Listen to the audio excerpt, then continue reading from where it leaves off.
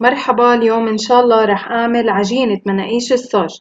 وقبل ما بلش ما تنسوا اللايك والشير والسبسكرايب وتفعلوا جرس التنبيهات تيوصلكم كل شي جديد. بحتاج لدعمكم كتير، ويلا ما بدي طول عليكم، خلونا نبلش. قبل ما نام رح أحضر العجينة، والصبح رح أعمل المناقيش. حطيت الطحين الأبيض والأسمر والسكر والملح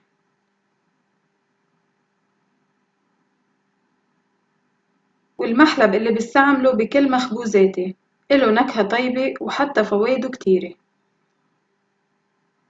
وزدت الخميرة والحليب وعم قلبهم مع بعض. عملت حفرة، حطيت الزيت والمي ورح ضل اعجن تلاقي العجينة بطلت لزقت على ايدي. رشيت على الصينية رشة طحين اسمر، حطيت عليها العجينة ودغري بدي بلش شكلها.